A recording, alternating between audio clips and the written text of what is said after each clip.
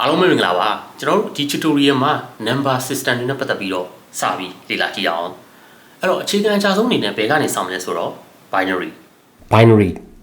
ဒီ by ဆိုတဲ့စကားလုံးလေးကိုမြင်တော့ကျွန်တော်တို့ခေါင်းထဲမှာတခြားဘယ်လိုစကားလုံးမျိုးတွေဆက်စပ်မိလဲ biscale bidirectional biset ဟုတ်ပါတယ် by က2ကိုဆိုလိုတာပါ binary ဆိုတာ base 2 number system base 2ဆိုတဲ့အတိုင်းသူ့မှာအသုံးပြုတဲ့ digit တွေက0နဲ့1နှစ်ခုတည်းပဲ0ဆိုရင် off state ဖြစ်ပြီး1ဆိုရင်တော့ on state ပါဥပမာအနေနဲ့ကြည့်မယ်ဆိုရင်ဒါဒီ binary number system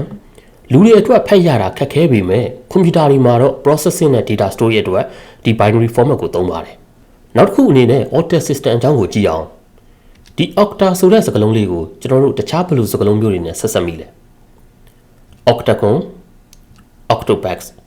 ဟုတ်ပါတယ် octa က8ကိုဆိုလိုတာပါ octet ဆိုတာ base 8 number system base 8ဆိုတဲ့အတိုင်းပဲသူ့မှာအသုံးပြုတဲ့ digit တွေက0 to 7ဥပမာအနေနဲ့ဒါဒီ octet number system okay နောက်ထပ်အနေနဲ့ decimal system အကြောင်းကိုဆက်ပြီးကြည့်အောင်ဒီ dexi ဆိုတဲ့စကားလုံးလေးကိုတခြားဘယ်လိုစကားလုံးမျိုးတွေနဲ့ဆက်စပ်မိလဲ deximeter decade ဟုတ်ပါတယ် dexi က10ကိုဆိုလိုတာပါ decimalဆိုတာ base 10 number system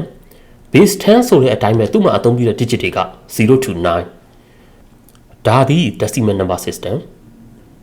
decimal ပြီးတော့ hexadecimal system ဒီ hexa ဆိုတဲ့စကားလုံးလေးကိုတခြားဘယ်လိုစကားလုံးမျိုးတွေနဲ့ဆက်စပ်မိလဲ hexagon hexapod ဟုတ်ပါတယ် hexa က6ကိုဆိုလိုတာပါ deci က10နှစ်ခုပေါင်းလိုက်တော့16ရတယ်အဲ့တော့ hexadecimalဆိုတာ base 16 number system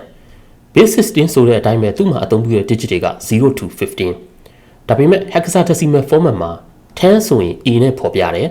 11ကို B 12ကို C 13ကို D 14ကို E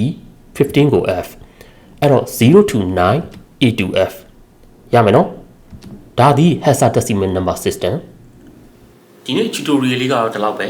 အခုလောက်ဆိုရင် number system တွေနဲ့ပတ်သက်ပြီးတော့အခြေခံအဖြစ်နားလည်လောက်ပြီလို့ကျွန်တော်ထင်တယ်